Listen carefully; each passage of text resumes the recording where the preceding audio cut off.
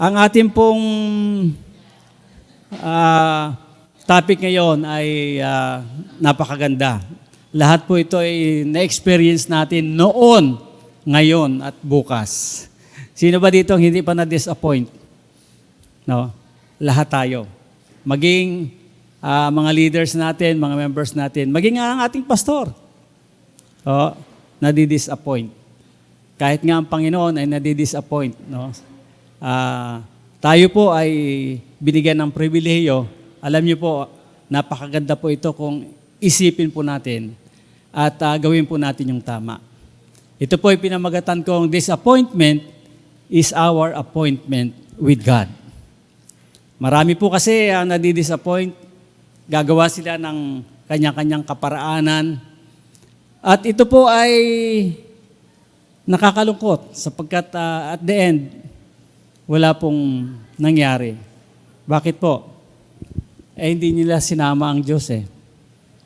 Alam niyo po ba sa mga disappointments na yon, ay pribilehiyo po yon na tayo po ay lumago. Amen po ba? Sabi nga po nung isang narinig ko ay sabi niya, disappointment ay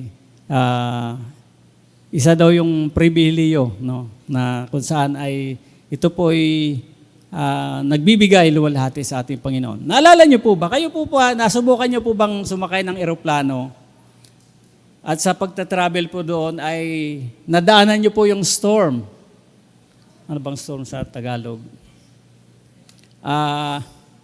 Ano bang tawag yan? Ano ba yung storm sa Tagalog? Bagyo. Ayan. Ano pong ginagawa ng piloto? Maging sa buhay natin, marami tayong bagyong dinadanas. Hindi po ba? Ang ginagawa po ng piloto ay aangat siya, tataas siya above the storm. At hindi po siya naaapektuhan. Dumaan po siya ng storm, pero yung storm ba na-control siya? Yung storm po ba ay binigyan siya ng hindi maganda, no? Kung baga ay pagdaanan ka nun, lagpas siya. Parang tayo po, na tayo ay lumalapit doon sa taas pag meron tayong mga disappointments. Naalala ko po yung nag-aaral pa ako,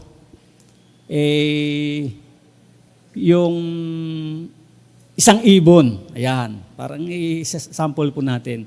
Yung albatros, familiar tayo doon, ano? Hindi ho yung ginagawang sa CR, yung babango, hindi ho yun. Ayan. Ang albatros po ay isang ibon, malaking ibon, na ang yung wingspan po niya ay umaabot po ng 11 to 12 feet. Sipin po nyo yun. Gaano kahaba? Yan lang po, yung signage na lang yan, ay yung lapad yan, 7 feet. 11 to 12 feet, gaano kahaba yun? Ngayon po, ano po ang mabibigay sa ating leksyon noon? Ito pong ibon na to, nung una, hindi ako makapaniwala, sapagkat siya po ay lumilipad, minsan, hindi po niya ginagamit yung kanyang pakpak, yung pagganon. Nag-glide lang po siya for hours, ilang oras. At siya po ay nananatili ng 14 hours sa kanyang paglilipad. At inaabot po siya ng mahigit 4 na buwan bago mag-land sa lupa para magkita siya ng kanyang pamilya at magkaroon po sila ng propagation. Anong ibig sabihin nito?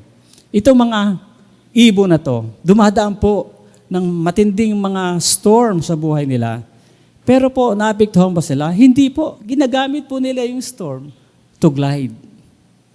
Hindi po sa buhay po natin, yung mga disappointments na yan, huwag po nating isipin na hindi tayo mahal ng Diyos. Mahal po tayo ng Diyos. Amen po ba? Okay, so, ang tao po ay puno ng minsan ng disappointment sa buhay niya. Ano pong ibig sabihin nito?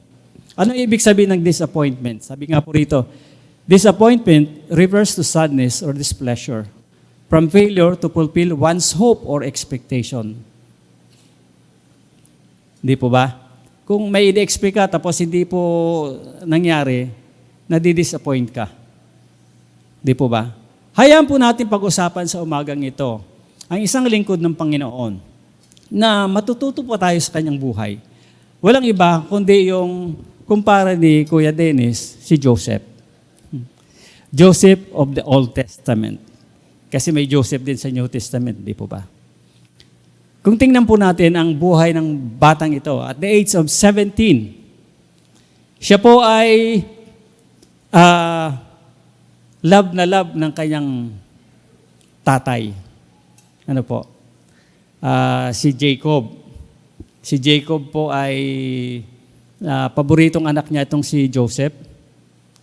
At makikita po talaga sa kanya na special tong anak niya na ito. Parang nangyari din sa kanya noon. No? So, kinopya din ulit niya ngayon sa kanyang anak, si Joseph. Binigyan niya ng coat, ng special.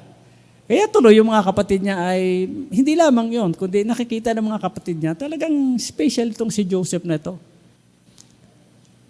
No? Yung pansin ng kanilang ama ay talagang focus na focus kay Joseph. Ano po nangyari? Yung mga kapatid po niya ay nainggit. Nagkaroon ng jealousy sa kanya. Hanggang sa dumating yung pagkakataon na ipon ang naipon at naisipan nilang patayin ang kanilang kapatid, si Joseph. Isipin mo yan, kapatid mo, isipin mong papatayin dahil sa inggit. Dahil hindi kayo kontento sa patakbo ng magulang nyo.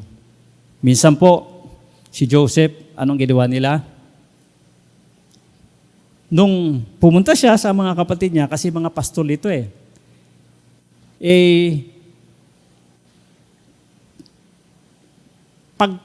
ginawa nila ay itinapon sa balon, no?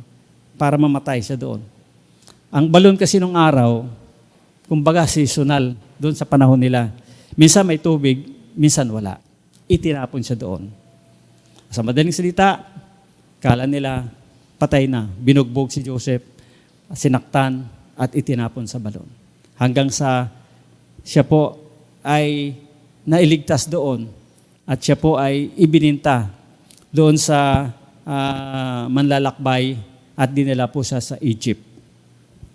Nung araw, wala pa pong taxi, wala pong bus, jeep lang sa Egypt. Parang hindi sila sumakay, biro lang.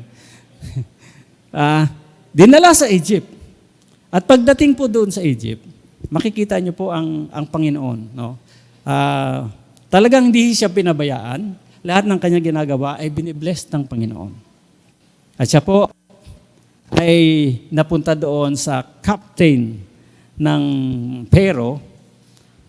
At siya po ay pinagkatiwalaan doon. Lahat ng ginagawa niya ay binibless ng Panginoon hanggang siya ay inintrust sa kanya, maliban lang yung kanyang asawa. Maliban lang sa asawa niya, si Potiphar. So, ano nangyari? Nagkagusto itong misis niya kay Joseph. Kasi, kunti lang lamang to kay Kuya Marlon . Magandang lalaki din to, matalino pa. So ngayon, siyempre, nandun siya sa bahay niya, minsan nautusan niya, Joseph, dalhan mo nga ako dito ng kape. Pupunta naman siya, paglilingkuran niya. Hanggang sa bandang huli, nakakapasok siya siyempre sa kwarto niya, may pagnanasa nga itong asawa niya, gusto niyang maka-score kay Joseph. Hindi kaya gawin ni Joseph yun. Kaya sumigaw siya. Napahiya siya. At ano nangyari? Pinagbintangan niyang riripin daw siya ni Joseph. Ano nangyari kay Joseph? Pinakulong siya. Doon sa kulungan, hindi ito yung kulungan na andun yung mga kriminal, sari-sari. May kulungan ito sila na para lang sa kagaya niyang kila Joseph, doon sa mga nagtatrabaho sa kaharian. At si Joseph nga, ay nakulong. Kasalanan ba ni Joseph yun? Kasalanan ba? Hindi naman So may mga pagkakataon na gumawa tayo ng mabuti, yet, ano nangyayari? Hindi naging mabuti, hindi naging maganda ang resulta. At ito nga isa sa mga disappointment na nangyari sa buhay ni Joseph. Binugbog, itinapon sa balon, ibininta, at ngayon nakakulong. Hanggang nandoon siya sa kulungan, may nakasama siyang tagaluto at tagatimpla ng wine ng hari. Ano nangyari? Minsan, nanaginip. Sabi nung tagaluto, siyempre malapit sa hari yon, palagi niyang kausap. At nanaginip siya at ininterpret ni Joseph. Anong sabi ni Joseph? Sa loob ng 3 araw, maliligtas ka, makakabalik ka sa iyong trabaho. At ganun nga nangyari. See? Yung wisdom na binigay kay Joseph, na-interpret niya pati yung panaginip. At dumating nga yung araw na siya ay nakalabas. At sabi niya, bago siya makalabas, alalahanin mo ako pag nandoon ka na sa kaharian. Sa madaling salita, makalipas po ang taon, di siya naalala. At nanaginip nga ang hari. At naalala, ay! Hindi kaya i-interpret ng mga taga-kaharian eh. Sabi niya, meron ako naalala. Yung kasama ko doon sa bilangguan, si Joseph. At tinawag si Joseph, binisan, pinapunta roon, at in-interpret niya. At ano ba ito? Sabi niya, 7 taon na magkakaroon ng harvest, yung abundant harvest, at magkaroon din naman ng pagkatapos ng 7 taon ng taggutom. Sipin niyo yon. Ano nangyari? Nangyari nga. Anong gagawin natin? So, nag-alagay sila ng mga granary, kung saan-saan, nag-stock sila ng mga pagkain, sipin niyo for 7 years na tagutom. At sabi ni Pero sa kanya, ikaw ang mamamahala niyan. Ikaw ang nakakaalam niyan. Nakita niyo ulit yung Panginoon, ang galaw sa buhay ni Joseph. Second only to Pharaoh, pinamahala siya. Grabe, no? Wala siyang ginawang mali, pero nag-suffer siya. Ngayon, ito na. Dumating yung pagkakataon na ang mga tao ay hirap na hirap. Gutom na gutom. Walang ibang mapupuntahan kundi sa Egypt. At doon sila makakabili ng kanilang makakain. Ang kanyang mga kapatid, ang kanyang kababayan, ay pumunta roon para bumili ng makakain nila. Ito na ang pagkakataon para gumanti si Joseph. Ginantihan ba ni Joseph? Ginantihan niya ng mabuti. Kaya kung may gumawa sa iyo ng masama, gantihan mo ng mabuti. Nagpakilala siya at pinatawad niya, humingi ng tawad ng kanyang mga kapatid. At ano pa? Ang kanyang mga kababayan ay dinala niya doon. At nilagay sa isang lugar na napaka-espesyal sa Goshen. Doon sila tumira. Grabe, no? Naligtas na niya, mga kababayan niya, binigyan pa ng lugar.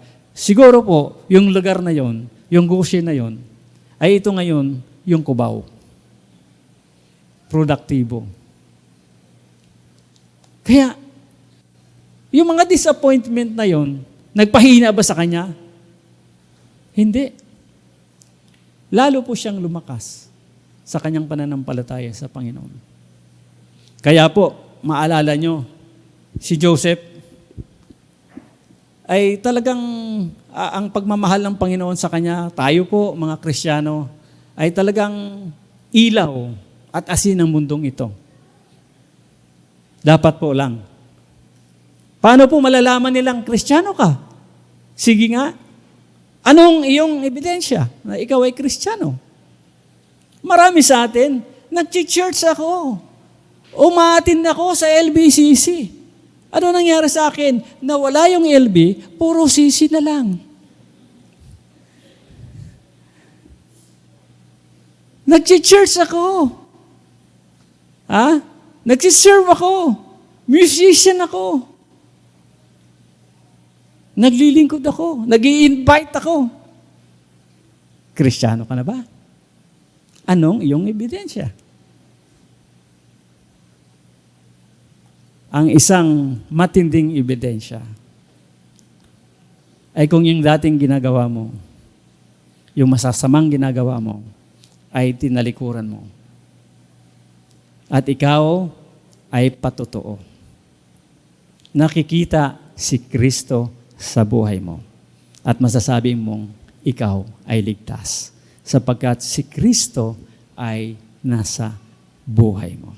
Si Kristo na ngayon ang nakikita. Yun po ang katunayan. Hindi po ka maliligtas ng relihiyon. Hindi ka maliligtas ng denomination. Si Kristo lamang. Amen po ba? Ang Panginoon. Kung totoong tinanggap mo siya sa buhay mo, 2 Corinthians 5:17, if any man be in Christ, he is a new creature. Bago ka. Bago ka na. All things pass away, all things becomes new. Bago na. Praise the Lord. So, anong gagawin natin?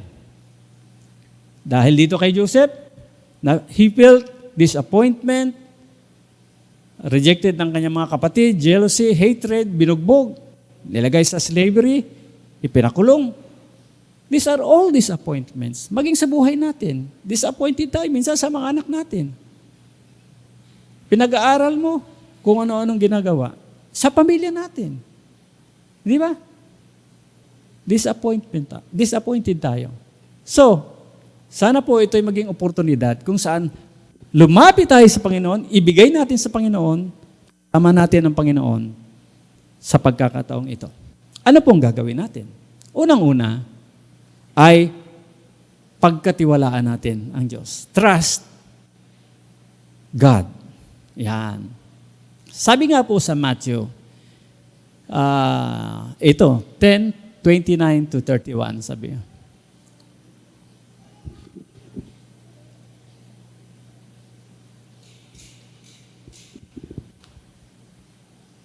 Are not two sparrows sold for a penny? And not one of them will fall to the ground apart from your Father. Ito, nahin ko na lang, ano po. Kahit nga po yung ibon, yung sparrow, maliit na ibon to na maliksi. Ano ang halaga nito? Magkano lang? 2 ibon. Kumbaga, 1 sentimo lang. Pero hindi hinaya ng Diyos na mahulog sila o mamatay sila na hindi alam ng Diyos. Ikaw pa kaya? Anong problema meron ka? Anak ka niya. Kaya ka ba niyang pabayaan? May purpose. Bakit ka na-disappoint? Paniwalaan natin ang Diyos. Ano pa? Why? Because our God is a sovereign God. He is a powerful God. He is in control. Lahat ng bagay na nangyari sa buhay natin, nahihinahaya ng Panginoon sapagkat meron siyang purpose. Because Romans 8:28, ano sabi? All things work together for good. Hindi naman lahat ay diretso, maganda ang buhay mo. May mga rap na dinadaanan ka, pero at the end, work together for good para sa ating Panginoon. May purpose. Praise God. Ano pa po? Minsan po, naisip natin, bakit ako nadidisappoint? Bakit nangyayari sa buhay ko ito? Kung ikaw ay may ginawang mali, at may nangyari sa iyong di maganda, tama lang, you will suffer. Because that's God's judgment. Tama lang. Pero pag may ginawa ka, mabuti, at medyo hindi maganda nangyari sa buhay mo, isipin mo lang, God's mercy. May awa ang Diyos. May purpose ang Diyos. God is preparing us sa isang glorious, wonderful, miraculous deliverance. unless di ka dumaan sa mga ganitong pagkakataon, ay hindi mo maiintindihan ang mga bagay-bagay. Minsan po, pag binabasa ko po yung mga nangyari, yung sa ating mga naunang mga kapatid, kagaya po si Peter, si Pedro. Alam niyo po ba kung paano siya namatay? Simpleng-simple lang. Uminom lang ng tubig, namatay. Merong ganon. Pero si Peter po, he was crucified. Siya po ipinako sa cross. Hindi po yung kagayang pagpako sa Panginoong Yesus. Ganyan. Siya po, sabi niya, hindi ako papayag na kagaya ng Panginoong Yesus. Baliktarin niyo ako. Yung ulo sa ilalim, yung paa sa taas. Masarap bang kamatayan yon? Nagpipreach lang naman siya, nag-share siya. Ito pa ang kabayaran. Hindi po ba? Si Andrew, siya po'y crucified din. Saan? Nakarating pa siya ng Soviet Union. Kumbaga sa Russia ngayon. Si Tomas, sa Syria, doon din siya pinatay. Anong kamatayang dinanas niya? Abay, spared. Sipin mo yun. Si Philip, doon siya namatay sa North Africa. Ganun ang kamatayan. Masakit din. Si Matthew, stabbed to death. Sinaksak doon sa Ethiopia. Si Bartholomew, murdered in Saudi. Si James, binato hanggang mamatay. Si Matthias, ito, medyo masakit. Death by burning. Sinunog po siya. Si Paul, putol liig. Grabing kamatayan. At isa pa, yung kumpare ni Kuya Abe, si Prophet Isaiah. Alam niyo pa ang kamatayan ginawa sa kanya? Paganan, putol ang katawan pag ganun. Grabe. Hindi ho basta-basta ang kamatayan nito. Yung mga susunod na mga Kristiyano sa Book of Acts, ganun din ang nangyari sa kanila. Naglilingkod sila sa Panginoon. Nangyari sa kanila. Kumbaga sa atin ngayon, parang nakaka-disappoint. Ganun ba maglingkod sa Panginoon? Bakit nagawa nila ito? Handa silang mamatay sa Panginoon. Why? Nakita nila sa Panginoon, namatay siya sa cross para sa akin. Anong halaga ng buhay ko? Kung anong meron ako sa mundong ito, lahat meron ako, kumpleto. Masaya ang buhay ko, mayaman, may pera. Kung ang buhay ko naman, na buhay na walang hanggan, ay impyerno. Amen? Mahirap ka man ngayon. Maaring mahirap ka ngayon. Kulang ka financially. Pero hindi mananatili yan. Disappointment are temporal. Pansamantala lang yan. Pag meron kang Diyos, anumang kalagayan ka, meron. Masaya ka. Bakit? Kasama mo siya. Amen! Praise the Lord. So, ano pong kasunod? Ito. Maging pasensyoso tayo. Because God's timing is perfect. May mga pagkakataon na dumadanas tayo ng mga pagsubok na to na minsan, Lord, humingi tayo ng pasensya. Bigyan niyo po ako ng pasensya. Ngayon. Ngayon na. Yung papasensyos. Ngayon mismo. Grabe ano. Because God's timing is perfect. For everything, Ecclesiastes chapter 3 verse 1, there is a season and a time for every matter under heaven. May panahon sa lahat ng bagay. Be patient. Naalala ko po, muli, itong si Paul, nung nandun sila sa Acts chapter 16, sa isang lugar, nakalimutan ko itong lugar na ito, ay merong isang babae na magaling manghula. No? Talagang binabayaran siya, meron siyang manager, binabayaran siya at mayaman na yung kanyang manager sa panghuhula lang. So, hindi naman to si Madam Auring, no? Iban to. So, ngayon, dumating ito sila Paul, si Silas. Nakita nila itong babaeng ito nanghuhula. At nakita na nila, alam nila na demonyo ang may gawa nito. At anong ginawa nila? Sabi, sa pangalan pang ng Jesus, itong espiritu na to, ay pinalayas nila. Ano nangyari? Nagalit sa kanila sapagkat nawala na ng hanap buhay itong babaeng ito. At sila ay binugbog at ipinakulong. Nung nakakulong na sila, ano nangyari sa kanila? Masakit sapagkat sinaktan sila. At nung gabing yun, anong ginawa nila? Nag-awitan sila. Nagpuri sila sa Panginoon. Nanalangin sila. Pagkatapos ano pa? Habang umaawit sila, nagpupuri sila sa Panginoon, biglang lumindol. Hindi dahil dumaan si Tire. Hindi. Ibang klaseng lindol ito. Talagang miraculous na lindol ito sapagkat dapat yung pader ay bumagsak at mamamatay sila. Pero hindi. Nakalas po yung kanilang mga chain. Isipin nyo yan. Habang umaawit sila, nagpupuri sa Panginoon, sabi ng gwardiya, patay ako.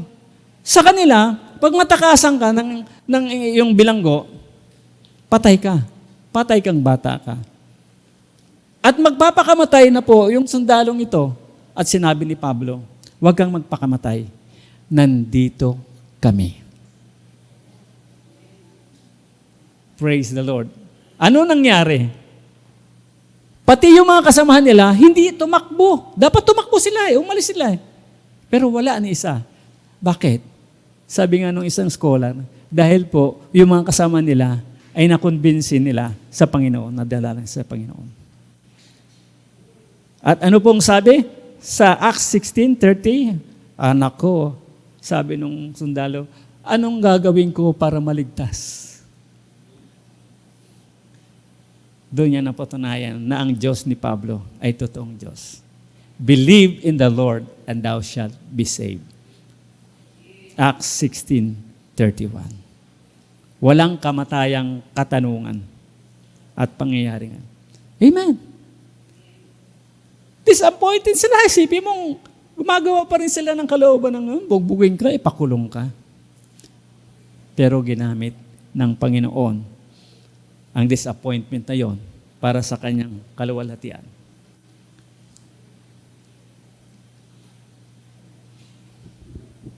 Ano pa po?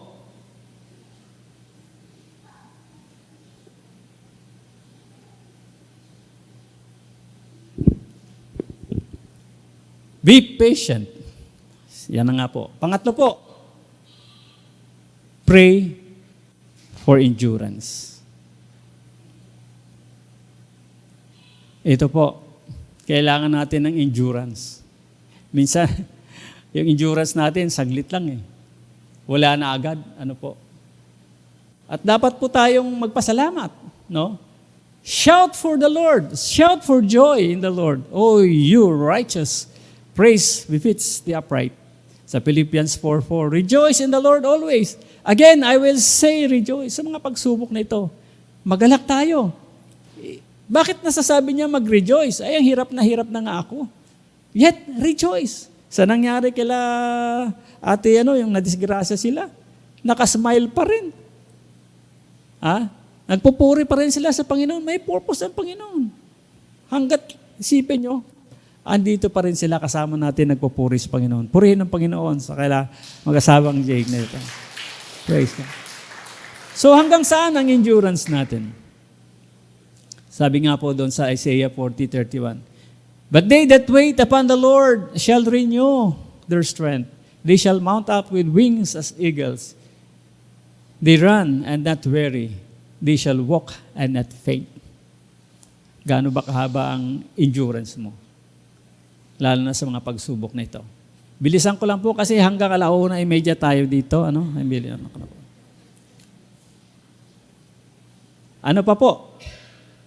Sabi ito, magpasalamat tayo. Give thanks. Ito kanina, naumpisa natin. Rejoice always. 1 Thessalonians 5:16-18. Pray continually. Give thanks in all circumstances. For this is God's will for you in Christ Jesus. Kita nyo na? So mga disappointment ito, magpasalamat pa ba ako? Sinabi ng Bible. Alam nyo, napaka-importante po yung Bible. Bakit po? Kailangan po nagbabasa tayo palagi ng Bible. Sino ba nagbabasa dito ng Bible? Araw-araw, gabi, hapon, sa lahat ng oras. Binibigyan ba natin ng time pagbabasa ng Bible? Baka hindi. Minsan makabasa tayo, saglit lang. Basa na ba yon? Alam nyo, napakahalaga yung Bible eh. Kasi po, ang Bible, kahit sa mong dalhin, totoo ito, makapangyarihan. Ito yung salita ng Diyos. Bible ay iba-ibang author, pero isa ang sinasabi. Di po ba? Dahil ang totoong author nito ay ang ating Diyos. Amen. Maging sa science, binatutunayan ito. Kahit saan mo dalhin, totoo po ang Bible. Sipin nyo, ang hirap-hirap. Paano naman namin maintindihan yan? Aba, andyan po ang banal na Espiritu. Humingi ka ng wisdom sa Panginoon. Amen po ba? Isipin mo, book of books. Biblios, ibig sabihin, book of books. Ilan yung Old Testament? 39 books. Written in Hebrew language. Except a book of Daniel and written and Ezra, written in Aramaic language. And the New Testament was written in Greek. At bago yan ay merong 400 silent years. Ano nangyari? Ba't walang na-inspire magsalita magsulat? Sabi nga ng mga scholars, sapagkat pinahihirapan sila, walang na-inspire na magsulat during that time. Kaya makikita mo yung tao doon sa Old Testament, pagdating sa New Testament, iba na. 400 silent years ba naman? Kaya sinabing silent years. Napakahalaga ang salita ng Panginoon. Maging bahagi ng buhay natin to. Sa mga problema dumarating natin, sa mga disappointment, may sagot ang Bible. At dapat nating pasalamatan itong mga salita ng Panginoon sa buhay natin. Isaiah 61 verse 3, to grant to those who mourn in Zion, to give them a beautiful headdress instead of ashes, the oil of gladness instead of mourning, the garment of praise instead of faint spirit, that they may be called oaks of righteousness, planting of the Lord, that they may be glorified. Grabe, dapat talagang mag-glorify natin ang ating Panginoon sa lahat ng sirkumstansya. Ipipraise mo lang ba ang Panginoon? Pag binibless ka niya? Hindi. In all circumstances. Ano pa po? Ito po. Bilisan ko na lang po. Praise God. Ito pa. Parang ganun dito. For everything. Sa lahat-lahat. Ano ibig sabihin nito? Doon sa 2 Corinthians chapter 1, verse 1 to 4. I, Paul, apostle of Christ Jesus by the will of God, and Timothy, our brother, to the church of God that is in Corinth, with all the saints who are in the whole of Achaia, grace to you and peace from God our Father and the Lord Jesus. Blessed be the God of the Father of our Lord Jesus Christ, the Father of mercies and God of all comfort, who comforts us in all our afflictions. Kita nyo na po, kino-comfort tayo. Paano mo malalaman kung hindi ka nagbabasa ng Bible? Kung hindi ka nananalangin? So that we may be able to comfort those who are in affliction. Yun din pala. Kaya ka dumanas sa ganitong sitwasyon na diskontento sa buhay mo, ay para maging pagpapala ka, mai-share mo din sa iba na dumanas ng ganitong sitwasyon. No? So, yung comfort ng Panginoon ay sumasa atin. Ano pa po? Sa James, ano po?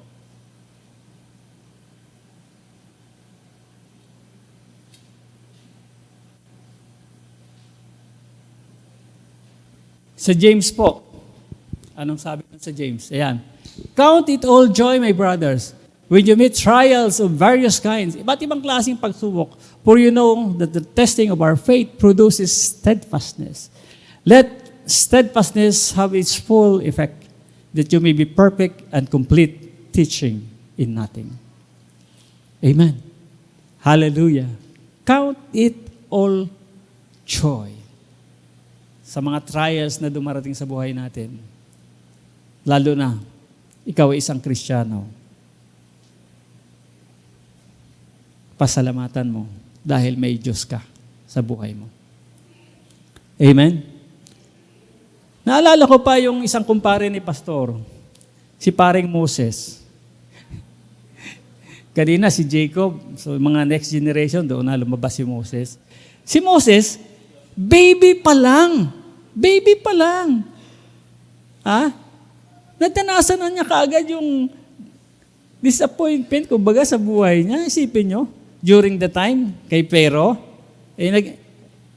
dinala ni Jacob yung mga tao doon sa Goshen. Marami nang magiging Hebrew doon. Dumami sila ng dumami. Naisipan ng Pero, baka dumating yung time na ito, magkaroon ng rebellion dito. Lahat tayo mapapalayas, mapapatay tayo. Sila ang maghahari dito sa Egypt. Ipapatay lahat ng lalaki.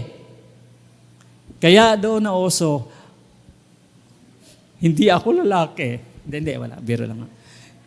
Lahat ng lalaki ipatayin kasi magiging sundalo, magiging rebelde sa kanila. Babae lang buhayin. At dumating nga yung time na yung nanay ni Moses, si Jochebed, ay buntis. 3 months. At pagkatapos po, siyempre, manganganak siya.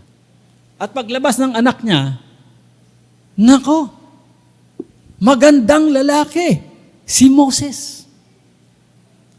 Kawawa naman kung mamamatay ito. Anong ginawa nila? Gumawa sila ng, ano bang tawag yan? Ano bang tawag yan, Pastor? Ha? Basket, yung sa probinsya may tawag dyan eh. Tapos doon, inalagay si Moses. At anong ginawa kay Moses? Isipin nyo naman ha, pati ba doon naisip niya, ipaanod si Moses doon sa ilog at bahala na kung sino makakuha dito.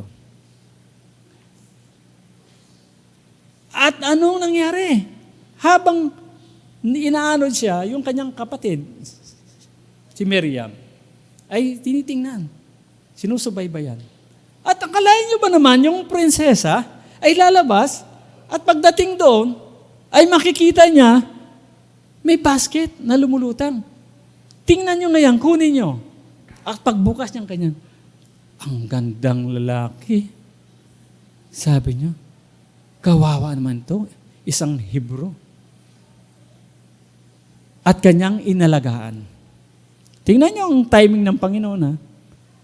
Prinsesa, lalabas doon. Inalagaan hanggang sa si Moses ay lumaki. At nakita nga ni Miriam at lumapit siya sa prinsesa. Sabi niya, gusto niyo po ba ng mag-aalaga dyan? At alam niya na isang Hebrew ito. Meron po akong kilala. At yun nga, sabi niya, kung gusto niya, sige. Paalagaan ko sa kanya yan. Tinawag niya ang kanyang nanay at inalagaan niya si Moses. Isipin mo, anak mo na, inalagaan mo na, may sweldo ka pa. Grabe, no? Tingnan mo ang Diyos. For 3 to 7 years, inialagaan yung bata.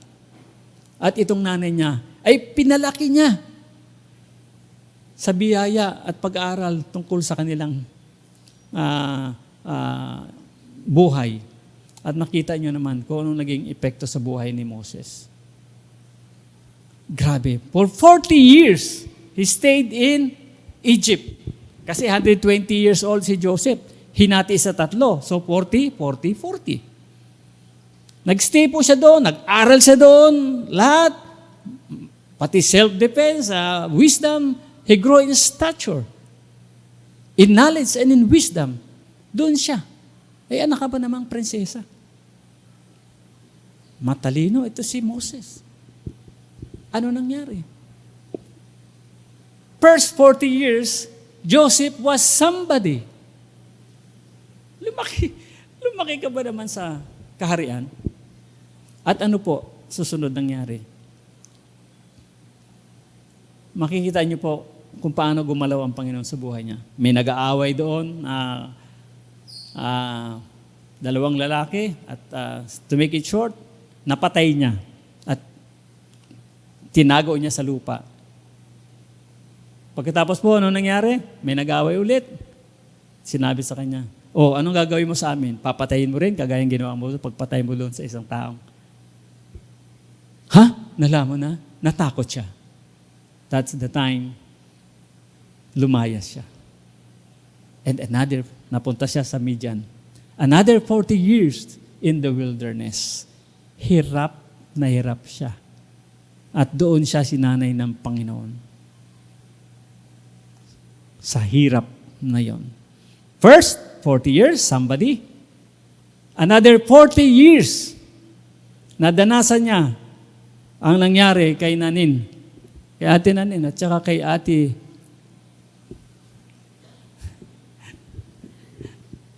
ano nangyari sa kanya? He is nobody. Hindi yung walang katawan, ha? Nobody. Nobody. Walang-wala siya. Hirap na hirap siya. At doon siya sinanay ng Panginoon. At doon niya nakausap ng Panginoon. Habang isa siyang pastor, ay nakita niya mayroong isang nasusunog na hindi naman nauubos. At nilapitan niya habang kasi yung mga tupa ay pinapainom mo yan kung saan sa kukuha ng tubig. At pagkatapos po nakita niya yung burning bush. At paglapit niya, Moses, tanggalin mo ang iyong sandalyas because this place is a holy place. At kinausap siya ng Panginoon. Liberate the Israelites, mga Hebrew, doon sa Egypt. Sipin mo, galing ka na doon, babalik ka doon. Makikipag-usap ka sa pero na may kasalanan ka sa kanya. At dami niya pang rason. Pero to make the story short, pumunta siya doon. At nakausap niya, bago pa nangyari yon, bago pa nakonbinsi yung pero, kung ano-anong miracles nangyari sa buhay nila, hanggang pinayagan siya, bandang huli, ano po ang nangyari? Ang lahat na panganay ng Egyptians ay mamamatay. Yung hari, yung panganay niya, ano nangyari? Namatay. Hari yon. The word of God is true. Hanggang nakonbinsi siya. Sige na nga, lumayas na kayo. At on the way, papunta doon sa lugar ng puno ng milk and honey. Papunta doon. Napakarami. Ang titigas ng ulo ng mga taong ito. Sipin mo yun. Ilang libo yung dala-dala niya, dadali niya. Hindi pa nila alam kung saan talaga, eksaktong lugar. Nag-aantay lang sila kung saan sila dadali ng Panginoon. And in the wilderness, namroblema sila sa tubig. Sabi sa kanya, Moses, may tungkod yun eh. Dala-dala. Siyempre, gano'n. Kausapin mo yung bato. Aba, ikaw ba naman na Ate Malot? Kausapin mo yung bato? Pwede ba naman yun? Yung mga tao ang kukulit, ganun pa rin. Napuno ito si Moses. Hinampas ng 2 beses yung bato. Pak! Pak! At lumabas yung tubig. At sila ay uminom. Tama bang ginawa ni Moses? Sabi ng Panginoon, kausapin mo. Hinampas niya. Dahil magagalitin, mainit ang ulo. Buti na lang may buhok ako, hindi mainit ang ulo ko. Grabe. Yun ang kasalanan ni Moses. Simpleng kasalanan, sabi sa kanya, Moses, hindi ka makakapasok sa lupang pangako. Siya nagdala, pero hindi siya nakapasok. Nakita lang niya yung lupang pangako. Itinuro sa kanya kung saan yun. And that's the time of sila Joshua na. Kung sa tingin nyo kaya,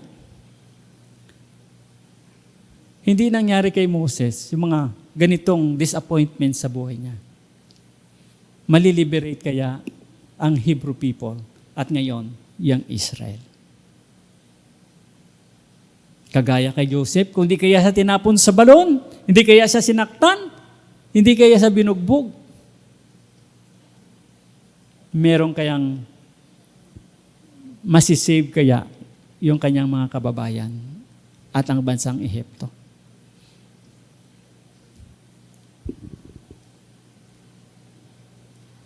Ayan po. Sana po, huwag nating kalimutan. Sa 1 Peter chapter 1, verse 6 and 7. In this you rejoice, though now for a little while, if necessary, if you have been grieved by various trials, so that the tested of genuineness of your faith, more precious. Ayan po. Genuine ba talaga ang ating pananampalataya? Parang ano yan eh, gold eh. Pag nilagay mo sa hindi nagpe-fade, sa suka. Totoo ba yung pananampalataya mo? Sa pamagitan po ng mga pagsusubok, doon po malalaman kung totoo ngang naniniwala ka sa Diyos mo at Diyos na makapangyarihan sa lahat. Amen. This appointment, sabi nga, are for godly purpose. Ano po yun? To teach, to disciple, to correct, and give God the glory. Amen? Grabe, ano? Ito pala ang halaga ng disappointment na iniiwasan natin. Meron palang pagpapala. May tunay nga po. Sabi nga, somebody, nobody, ano nangyari kay Moses? He lived, sabi nga, ang buhay niya ay naging extraordinary. Kagaya din sa atin. Pag ikaw ay minura, ordinary lang yon. Pag ikaw ay gumanti ng masama, tama ba yon? Ang igaganti mo ay mabuti. Then, you are extraordinary. Amen. Anong sabi kay Moses? Nung nandoon siya, Moses, ano ba yung dala-dala mo? Tungkod po. Itapon mo. Ano nangyari? Naging ahas. Sa tungkod na yun. Anong meron ka ngayon? Yun lang ang dala-dala ni Moses. Anong meron ka ngayon? Sa buhay mo. Meron ka magandang boses? Sama ka sa choir. Matalino ka? Mag-share ka. Malakas ka? Gamitin mo sa Panginoon. Mag-usher ka. Daming ministry. Anong meron ka? Nagtatrabaho ka? Maging example ka sa trabaho mo. And that you may give glory and honor to our God. So every time you have this appointment in your lives, remember that it's an opportunity. It's an appointed time to God. Amen? Praise the Lord. Kung sino man po ang disappointed ngayon, may bigat na problema, ano man po ang kanyang kalagayan, ano man po may karamdaman, o kung ano man sa buhay niya, pwede po kayong tumayo at dalhin natin sa Panginoon ang ating mga pangangailangan niyan. Let's have an appointment with God. Praise the name of the Lord. Hallelujah. Hallelujah. Thank you, Lord. Thank you, Jesus. Lord, maraming salamat po sapagkat anumang sitwasyon ng buhay namin, andyan ka. Hindi mo kami kayang pabayaan. Hindi mo kaya kami talikuran. In fact, even your life, Lord, binigay niyo sa amin. Ano pa kaya ang hindi mo kayang ibigay sa amin? Ano mang problema meron pong aking mga kapatid, hindi ko po alam. Maging po ito'y physical, financial, o spiritual. May karamdaman sila, Panginoon. Hipuin mo po sila. In Jesus' name. Katagpuin mo po ang kanilang pangangailangan at patatagin mo po ang kanilang pananampalataya. That we may be able to give glory and honor to your holy name. Pagpalain niyo po ang iyong mga anak. sa dakilang pangalan ng aming Panginoong Jesus. Amen and amen. God bless po.